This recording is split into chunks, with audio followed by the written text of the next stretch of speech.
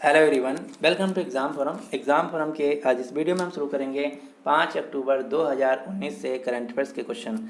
आज का पहला क्वेश्चन है, हाल ही में किस राज्य के मुख्यमंत्री ने मो सरकार या माई गवर्नमेंट कार्यक्रम का शुभारंभ किया है? तो मो सरकार या माई गवर्नमेंट कार्यक्रम का शुभारंभ किया गया है उड़ीसा के मुख्यमंत्री नवीन पटनायक के द्वारा, यानी कि इस क्वेश्चन का सही आंसर है बी।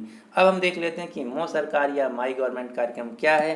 तो यह जो कार्यक्रम है गांधीवादी सोच पर आधारित है, जो लोगों को उनके अधिकारों के प्रति आवाज़ उठाने के लिए प्रोत्साहित करता है, जिसका मुख्य उद्देश्य है राज्य के सभी सरकारी कर्मचारी और अधिकारियों का लोगों यानी कि जनता के द्वारा फीडबैक लेकर शासन को दुरुस्त और अच्छा करना। तो आपको याद रखना है, मो सरकार जो कार्यक्रम है ये उड़ीसा के मुख्यमंत्री नवीन पटनायक के द्वारा लॉन्च किया गया है। उड़ीसा की राजधानी है भुवनेश्वर। उड़ीसा के वर्तमान में राज्यपाल हैं गणेशी लाल। उड़ीसा के वर्तमान में मुख्यमंत्री हैं नवीन पटनायक, जिनकी पार्टी का नाम है बीजेडी, बीजू जनता दल पार्टी।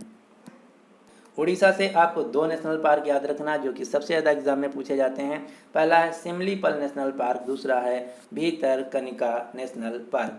अगला क्वेश्चन, क्वेश्चन नंबर 2, हाल ही में सरकार ने कोयला आपूर्ति पर निगरानी के लिए किस वेब पोर्टल की शुरुआत की है? तो अभी सरकार ने कोयला के सप्लाई तथा मैनेजमेंट के लिए एक नई वेबसाइट को लॉन्च किया है जिसका नाम है प्रकाश। प्रकाश का फुल फॉर्म है पावर रेल कोयला अवेलेबिलिटी थ्रू सप्लाई हार्मोनी। तो इसका फुल फॉर्म भी आपको याद रखना है।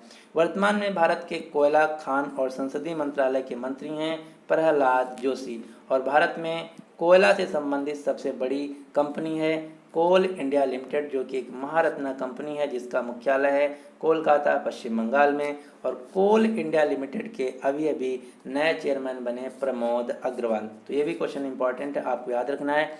कोल इंडिया लिमिटेड के नए चेयरमैन बने हैं प्रमोद अग्रवाल, और भारत सरकार ने कोयला के आपूर्ति तथा मैनेजमेंट सप्लाई के लिए एक नई वेबसाइट को लॉन्च किया है जिसका नाम है प्रकाश।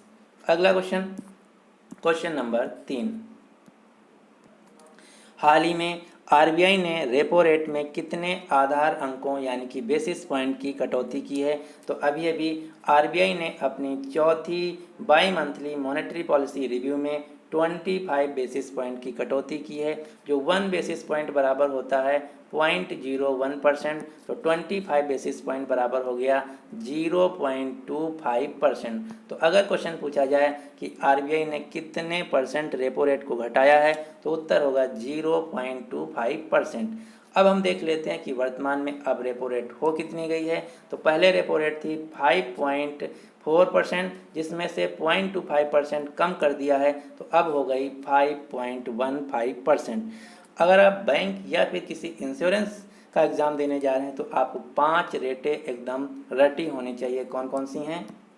जिसमें से पहले है रेपो रेट जो कि वर्तमान में है 5.15%, दूसरी है रिवर्स रेपो रेट जो कि है 4.9%, तीसरी है बैंक रेट जो कि है 5.4%, चौथी है CRR कैश रिजर्व रेशियो जो कि है 4%, पाँचवीं है SLR 18.75%। तो ये 5 रेटें आपको याद होना चाहिए अगर आप कोई भी बैंक का एग्ज़ाम देने जा रहे हैं। अब हम देख लेते हैं कि रेपो रेट क्या होता है। तो रेपो रेट वह रेट होता है जिस पे भारतीय रिजर्व बैंक आरबीआई किसी भी कमर्शियल बैंक को थोड़े समय के लिए लोन प्रोवाइड करता है। जो आरबीआई है, भारतीय रिजर्व बैंक ऑफ इंडिया है, इसके वर्तमान में गवर्नर हैं शक्तिकांत दास, जो कि 25वें नंबर के आरबीआई के गवर्नर हैं। आरबीआई का मुख्यालय है मुंबई महाराष्ट्र में। आरबीआई की स्थापना हुई थी 1 अप्रैल 1935 को, और आरबीआई का राष्ट्रीयकरण हुआ था 1 जनवरी 1949 को। अगला क्वेश्चन, क्वेश्चन नंबर 4, हाल ही में एशियन बॉडी बिल्डिंग और फिजिक्स स्पोर्ट्स चैंपियनशिप में रजत पदक किसने जीता है? तो अभी एशियन बॉडी बिल्डिंग और फिजिक्स स्पोर्ट्स चैंपियनशिप में रजत पदक जीता है भारत से मेजर अब्दुल कादिर खान ने, यानी कि इस क्वेश्चन का सही आंसर है बी। जो अब्दुल कादिर खान है ये भारतीय सेना में मेजर की पोस्ट पर तैनात हैं। इन्होंने ही 53वें एशियन बॉडी बिल्डिंग फिजिक्स और स्पोर्ट चैंपियन में रजत पदक जीता है। जो ये एशियन बॉडी बिल्डिंग और फिजिक्स स्पोर्ट चैंपियनशिप हुई है, ये आयोजित की गई थी इंडोनेशिया देश में। इंडोनेशिया जो देश है, इसकी राजधानी है जकार्ता और इसके वर्तमान में प्रेसिडेंट हैं जोको विडोडो। अब आपको इंडोनेशिया से एक दूसरा क्वेश्चन याद रखना है जो कि मोस्ट इम्पॉर्टेंट है। इंडोनेशिया की जो राजधानी है वर्तमान में, जिसका नाम है जकार्ता। जकार्ता जो शहर है, ये धीरे धीरे समुद्र में डूबता जा रहा है और यहाँ पे पॉल्यूशन बहुत ज़्यादा हो गया है। साथ ही साथ इस शहर में ट्रैफिक बहुत ज़्यादा हो गया है। तो इसी कारण इंडोनेशिया ने अपनी राजधानी को जकार्ता से पूर्वी कालीमंतन शहर में शिफ्ट कर रहा है। तो अगर क्वेश्चन पूछा जाए कि इंडोनेशिया की नई राजधानी का नाम क्या है, तो उत्तर होगा पूर्वी कालीमंतन। अगला क्वेश्चन, क्वेश्चन नंबर 5। हाल ही में देश की पहली निजी यानी कि फर्स्ट प्राइवेट ट्रेन तेजस एक्सप्रेस को किसने हरी झंडी दिखाकर रवाना किया है?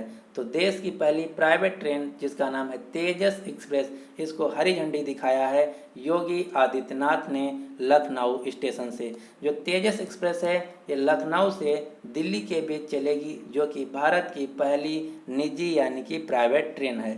इसमें जो सेवाएं मिलेंगी, एक विमान के जैसे सेवाएं मिलने वाली हैं और ये सबसे तेज़ ट्रेन होगी। ये जो है लखनऊ से दिल्ली के बीच 6.15 मिनट का समय लेगी, यानी कि 6.25 घंटे में ये जो तेजस एक्सप्रेस ट्रेन है दिल्ली से लखनऊ पहुंचेगी। अब यहाँ से आपको तेजस एक्सप्रेस ट्रेन से 2-3 बातें याद रखना जो कि एग्जाम में पूछी जा सकती हैं। पहला क्वेश्चन ये बनता है कि भारत की पहली निजी या प्राइवेट ट्रेन कौन है? तो उत्तर होगा तेजस एक्सप्रेस ट्रेन। दूसरा क्वेश्चन, जो तेजस एक्सप्रेस ट्रेन है इसको किसने हरी झंडी दिखाया? तो उत्तर होगा योगी आदित्यनाथ ने, जो कि उत्तर प्रदेश के मुख्यमंत्री हैं। चौथा क्वेश्चन, जो तेजस एक्सप्रेस ट्रेन है ये किन किन स्टेशनों के बीच चलेगी? तो ये लखनऊ से दिल्ली के बीच चलेगी और इसमें एक नई चीज़ इंक्लूड किया गया है। अगर कोई यात्री तेजस में यात्रा कर रहा है और तेजस जो ट्रेन है लेट हो जाती है, तो 1 घंटा लेट होने पर यात्री को 100 रुपये का मुआवजा और 2 घंटे लेट होने पर 250 रुपये का मुआवजा दिया जाएगा। साथ ही साथ यात्री को 50 लाख रुपये तक का निःशुल्क बीमा भी दिया जाएगा और इस यात्रा के दौरान अगर जो यात्री है उसका कोई सामान चोरी या डकैती हो जाता है तो 1 लाख रुपये तक का इंश्योरेंस कवर भी दिया जाएगा। तो ये 4-5 बातें आपको तेजस ट्रेन से याद रखना है। अब आपको कुछ अन्य क्वेश्चन याद रखना जो कि रेलवे से इम्पॉर्टेंट हैं। पहला, वर्तमान में भारत के रेलवे मंत्री हैं पीयूष गोयल और वर्तमान में रेलवे बोर्ड के चेयरमैन हैं विनोद कुमार यादव। और भारत की पहली रेल यूनिवर्सिटी खोली गई है वडोदरा गुजरात में। वर्तमान में भारतीय रेलवे के पास टोटल जोन है 18। जो 18वां जोन है ये 2019 में नया बना है, जिसका नाम है साउथ कोस्ट रेलवे जोन, जिसका मुख्यालय है विशाखापट्टनम आंध्र प्रदेश में। तो ये क्वेश्चन बहुत ही इंपॉर्टेंट, आप याद रखना है। टोटल रेलवे जोन है 18, 18वां है साउथ कोस्ट रेलवे जोन, जिसका मुख्यालय विशाखापट्टनम आंध्र प्रदेश। अगला क्वेश्चन, क्वेश्चन नंबर 6।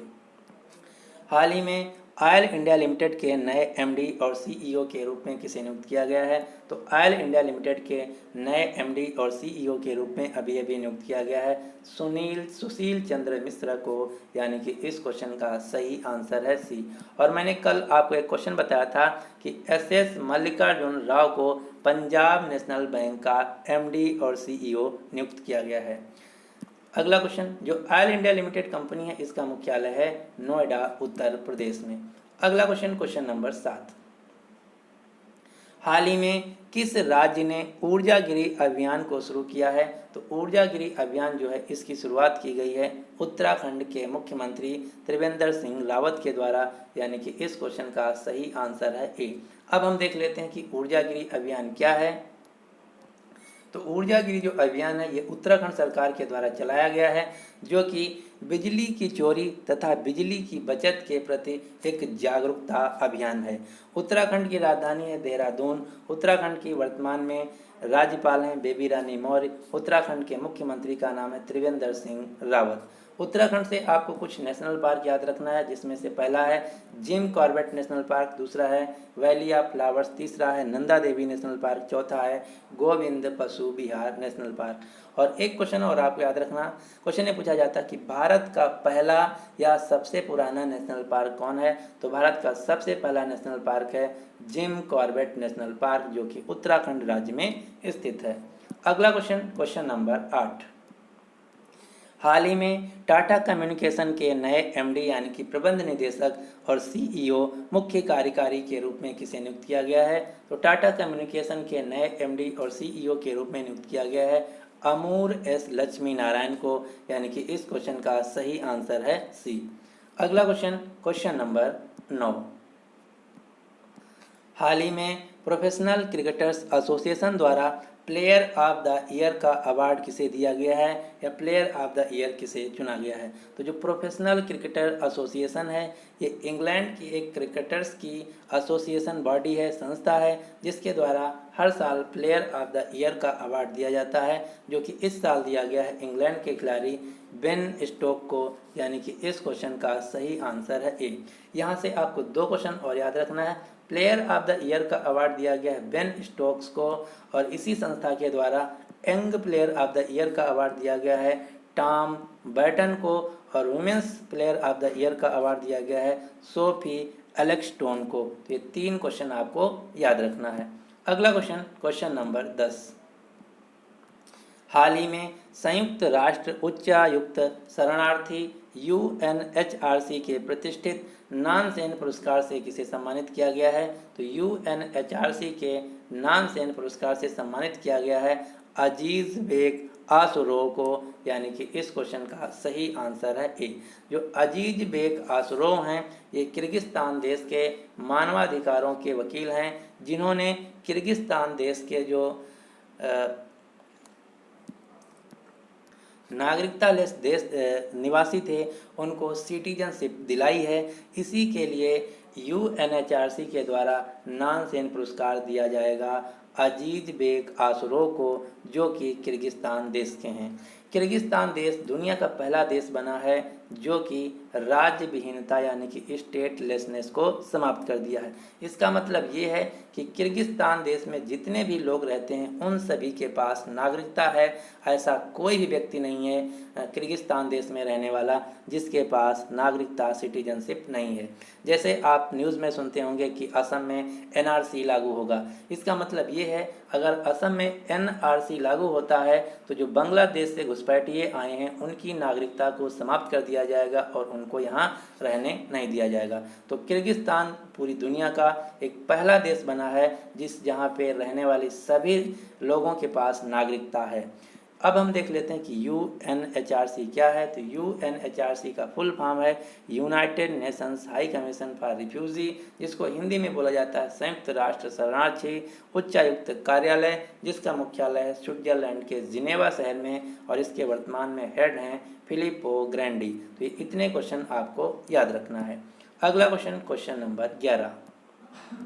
हाल ही में ग्रीस में भारत के अगले राजदूत के रूप में किसे नियुक्त किया गया है? तो ग्रीस देश में भारत के अगले राजदूत, अगले एम्बेसडर के रूप में नियुक्त किया गया है अमृत लुगून को, यानी कि इस क्वेश्चन का सही आंसर है बी।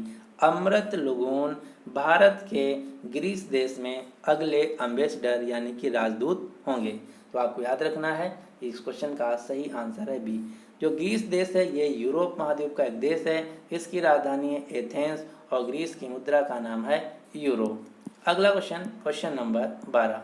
हाल ही में सिक्किम हाई कोर्ट के नए मुख्य न्यायाधीश के रूप में किसे नियुक्त किया गया है? तो सिक्किम हाई कोर्ट के नए मुख्य न्यायाधीश के रूप में नियुक्त किया गया है जस्टिस AK गोस्वामी को, यानी कि इस क्वेश्चन का सही आंसर है सी। अब आपको कुछ अन्य क्वेश्चन याद रखना है।